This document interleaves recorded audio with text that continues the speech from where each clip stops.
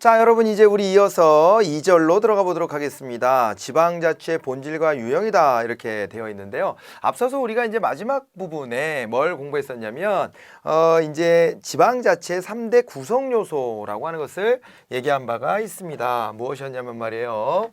자, 우리 이제 비교를 한번 하면서 좀 볼까요? 이제 국가의 이제 구성 요소, 국가 구성 요소의 3요소다 그랬을 때 뭐가 있냐면 이제 영토가 있고 그 다음에 국민이 있고 그 다음에 주권이 있었단 말이에요.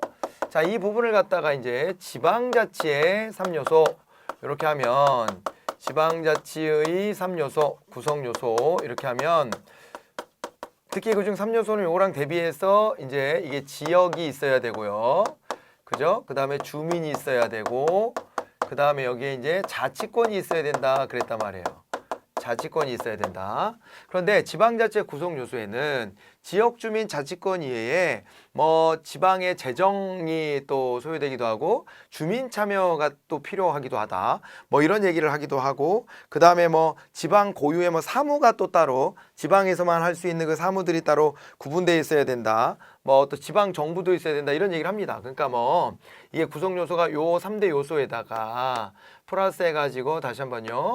주민의 어떤 참여도 필요하고 지방의 재정도 있어야 되고 그 다음에 또 지방이 또 담당해야 될 사무가 있어야 되는데 그러려면 이제 지방의 기관들이 있어야 되겠네요. 그죠? 지방 기관들이 지방의 사무를 처리해야 된다.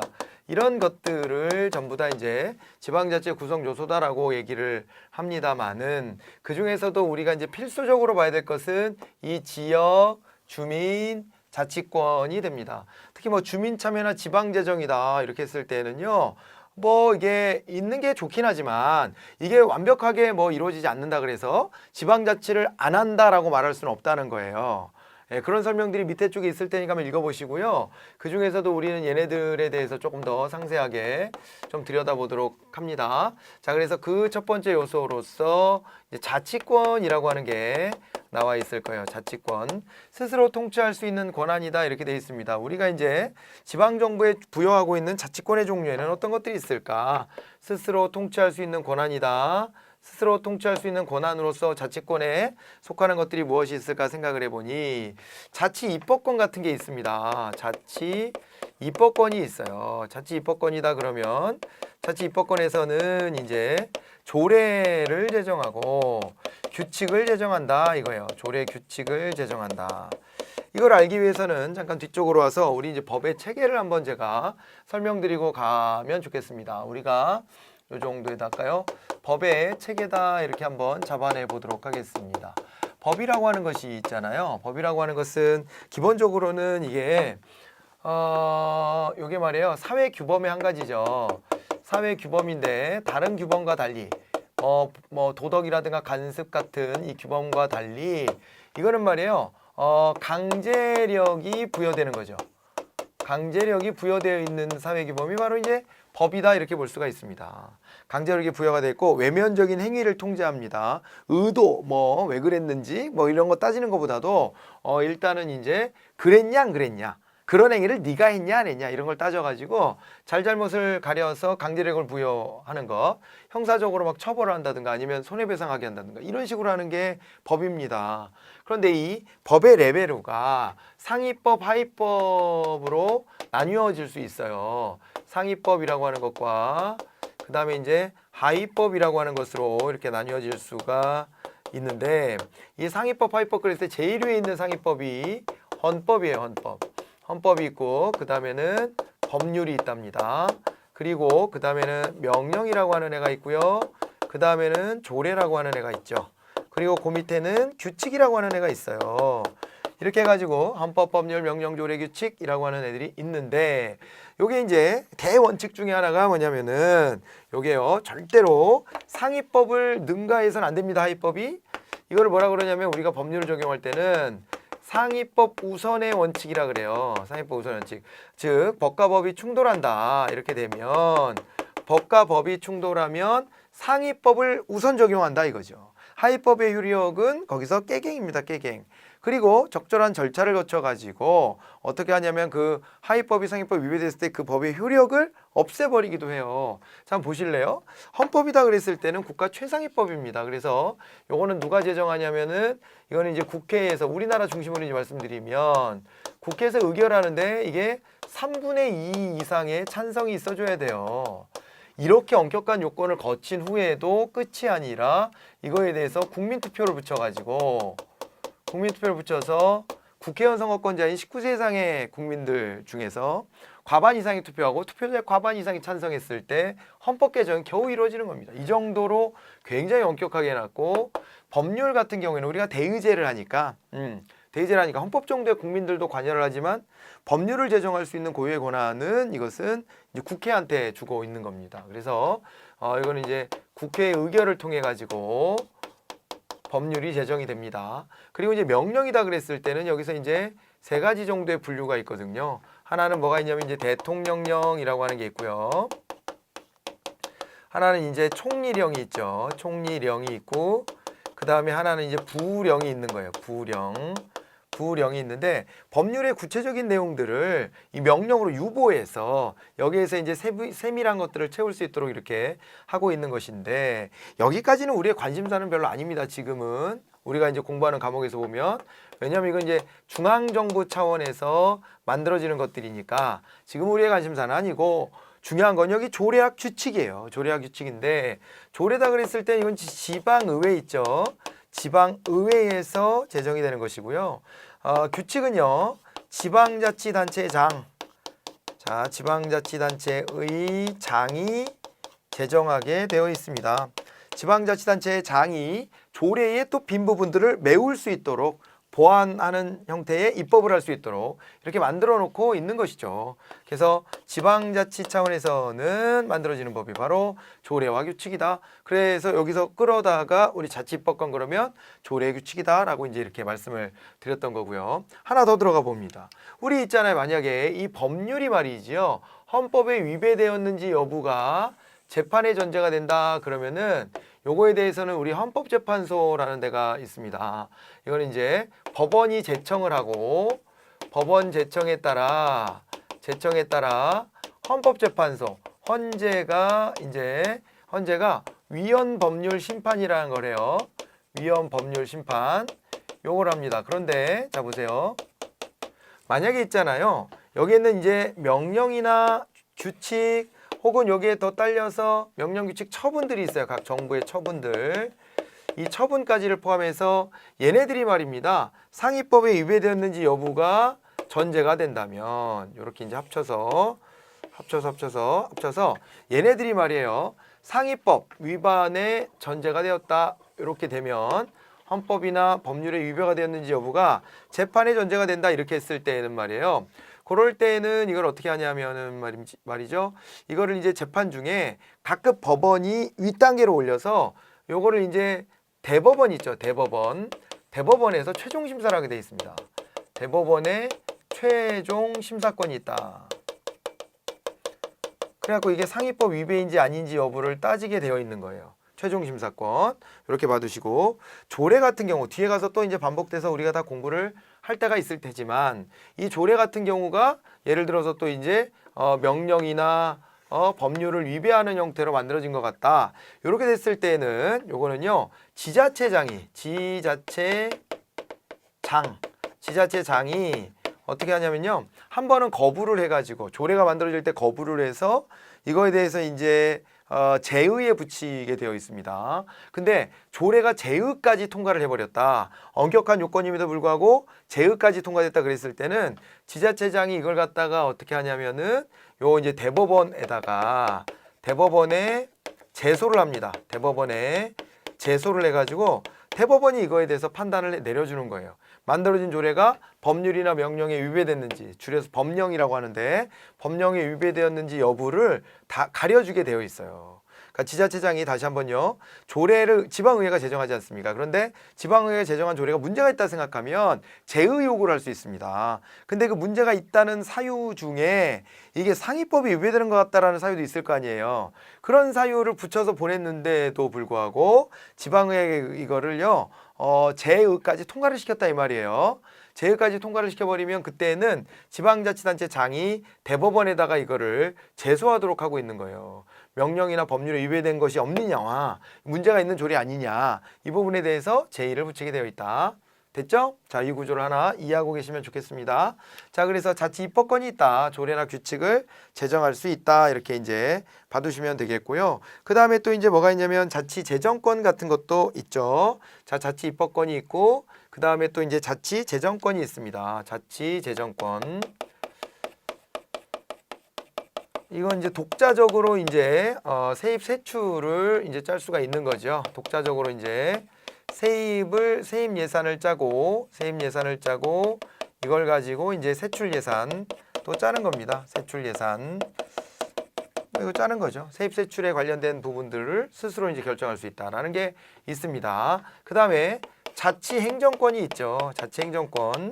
집행을 해 나갈 수 있는 권한이 있는 거고요. 그 다음에 이 집행을 위해서 자치 조직을 할 수 있는 권한도 가지고 있는 거예요. 자치행정권이나 자치조직권 같은 것들을 가지고 있다. 이렇게 봐두시면 됩니다. 이런 권한들이 우리 교재에 보니까 나와 있죠. 그죠? 자, 여기 지방자치 3요소 중에 자치권이 있습니다. 자주조직권, 자주행정권, 자주입법권, 자주재정권 이런 것들이 나와 있어요. 한번 체크해 보시면 되겠습니다. 자, 그런데 이게 보면은 말이에요. 이 자치권이 부여되는 방식에 대해서 얘기를 하는데, 이 자치권이 부여되는 방식이 우리 오늘 요거 이제 바로 이어서 이제 공부를 하긴 할 겁니다. 잠깐만 좀 참으시면 되는데, 이게 우리가 이제 자치권 부여 방식이 주민자치라고 하는 것이 하나가 있고, 그 다음에 단체자치라고 하는 게 있어요. 앞서서 제가 자꾸 이제 영미 계통하고 대륙법, 독일 같은 데 계통이 좀 다르다라고 했는데, 주민자치가 바로 이게 영미식이에요. 영미형이 되고, 여기가 이제 대륙형이다 이렇게 볼 수 있어요. 단체자치가. 대륙형 이렇게 이제 되는 겁니다. 그래갖고 여기 주민자치다 그랬을 때는 여기서는 지방자치가 고유의 천부인권이다. 고유권서를 따르는 것이고, 그 다음에 이제 단체자치다 그랬을 때는 요거는 이제 뭐냐면 전례권설이라 그래가지고 전례권설, 요거는 이제 이렇게 되는 겁니다. 중앙정부가 지방정부의 권한을 위임했다라고 하는 거예요. 고유권설은 이게 천부인권 성격이라는 거거든요. 지방자치에 관련된 권한이, 이 자치권이 천부인권에 이제 기인한다 이렇게 이제 보는 겁니다. 근데 전례됐다라고 얘기할 때는 이건 뭐냐면 중앙정부가 지방정부에게 권한을 쪼개준 것이다. 중앙정부의 지방으로의 권한이 이제 분산이 있다. 분권을 했다. 이렇게 이제 보는 거예요. 그래서 자치권이 생겼다라고 보는 겁니다. 그러니까 둘 다 이제 자치권이 어떻게 생겼는지에 대해서 이제 다른 각도를 가지고 있는데, 공통점이 있다면은 이제 뭐냐면 자치권이라는 걸 부여하고 있다는 거는 공통점이죠. 왜냐하면 이게 다 이제 자치에 대한 얘기를 하는 이론들이다 보니까 그런 겁니다. 그런데 또 하나의 공통점이 있다면 어떻게든 중앙정부가 가담이 됩니다. 그래서 이거 보세요. 고유권설에서는 이게 자치권이라는 자체가 천부인권으로부터 기인했다라고 보기 때문에 중앙정부가 떼어주고 말고 할 성격의 것이 아니라는 겁니다. 저 중앙정부는요 당연히 받아들여야 된다는 건데, 여기서 이제 나오는 게 바로 뭐냐면 중앙정부가 용인한다는 거죠. 중앙정부가 수용한다. 이 내용을 수용했다, 용인했다 라고 하는 부분이 있는 겁니다. 중앙정부가 수용했다, 용인했다. 그 부분이 있고, 그 다음에 단체자치는 애시당초부터 원래 중앙정부가 가지고 있었던 권한인데 이 권한을 갖다가 지방으로 분산시켜줬다라고 하는 거예요. 그러니까 결국에는 공통점이 여기도 중앙정부가 어떻게든 관여가 돼 있고 여기도 중앙정부가 어떻게든 관여가 돼 있어요. 관여의 정도에는 차이가 있지만은 말이죠. 자치권을 결국에는 인정하는 데 있어서 중앙정부의 역할이 있다라고 하는 부분입니다. 그 부분을 여기서 이제 설명하고 있는 거예요. 그래서 동그라미 기억해 보시면 뒷부분에 이런 얘기가 있을 거예요. 어떤 경우든 국가가 부여를 하거나 용인하는 형식으로 주어졌다라고 하는 거 봐두시면 되겠습니다. 자, 그리고 자치권에 이런 것들이 이제 다 들어가야 되는 거지만은 이것이 모두 완벽해야 지방자치라는 것은 아니다 이렇게 되어 있습니다. 그러니까 우리 같은 경우에 우리가 하는 것들을 여기다 제가 써드린 거예요. 자치입법권, 자치재정권, 자치행정권, 자치조직권이 있지만은 안 되는 게 있습니다. 우리나라의 경우, 우리나라의 경우는 자치사법권을 인정하고 있지 않다라고 하는 거예요. 자치사법권을 불인정하고 있다 이렇게 봐두셔야 돼요. 그리고 공통적인 것은 어디나 외교권이나 외교 국방 등의 권한은 부여가 안 되는 경우가 대부분이다. 아니 국가 차원에서 해야 될 일이죠. 그것이 뭐 지방자치 차원에서 할 일은 아니죠. 근데 우리나라는 특히나 요거 자치사법권은 주는 나라들도 있거든요. 근데 우리나라는 자치사법권을 주지 않는다는 겁니다. 이거를 갖다가 이제 도식으로 한번 나타내 보여드리면 이것도 한번 좀 이렇게 비슷하게 엇비슷하게는 그려드린 적이 있었는데 자, 요게 이제 뭐냐면은요. 보겠습니다. 이게 이제 국가의 이제 통치 권력이다. 통치권이다. 통치 영역이다. 이렇게 하죠. 통치 영역이다. 통치 영역이다라 그랬을 때 이거 이제 제가 분권 얘기하면서 요 얘기를 그림을 한번 그려드렸는데 좀 구체적으로 한번 해보려고 합니다. 이번에는 이거를 나눌 때 말이에요. 이렇게 입법의 권한, 행정의 권한, 사법의 권한을 나눌 수 있다 그랬죠. 입법권이 있고 그 다음에 여기에 행정권이 있고 그 다음에 여기가 뭐가 있다 그랬어요? 행정권이 있고 그 다음에 여기에 사법권이 있는 거예요. 사법권이 이렇게 있습니다. 이렇게 되면 여기서 여기까지가 뭐가 된다 그랬죠? 이게 바로 수평적 권력 분립입니다. 수평적 권력 분립으로서 몽테스키에가 얘기했었던 말이에요. 몽테스키에가 얘기했었던 삼권 분립론이 되는 거죠. 삼권 분립. 요것이 됩니다. 요것이 되고 그 다음에 말이죠. 위아래로 쪼개면 어떻게 되냐면은 요게요. 여기 위에가 중앙이겠죠. 중앙 정부가 있고 요거 조금만 위로 당겨 볼게요. 조금만 이렇게 위로 당겨 보겠습니다. 중앙 정부가 되고 그 밑에가 이제 지방 정부가 됩니다. 지방 정부가 되는데 이런 식으로 권한을 쪼갰다 이렇게 되면 요거는 이제 수직적인 형태로 수직적으로 권력이 분립되어 있다라고 하는 게 된다 그랬어요. 그래서 이것이 바로 이제 뭐가 되느냐? 이것이 지방자치가 되는 거지요. 이게 지방자치를 인정하는 게 되는 겁니다. 그죠? 아까 여기가 상권 분립이었다라고 한다면 여기서는 이제 지방자치에 대한 얘기가 되는 거죠. 자, 이렇게 되는데 우리나라의 경우를 보면 여기가 이제 입법권인데 중앙에서 하는 입법권이다 그러면 여기 국회가 이걸 담당하는 거 아니겠습니까? 행정권은 대통령이 담당하지 않겠습니까? 그런데 이제 중요한 건 뭐냐면요. 사법권 같은 경우는 경계가 없다는 거예요. 경계가 없다는 겁니다. 경계가 없어가지고 요거는 이제 법원이 담당하는데 법원의 구조가 어떻게 되어 있느냐. 법원이 말이에요. 대법원이 있고 그 밑에 고등법원이 있고 그 밑에 지방법원이 있는 거예요.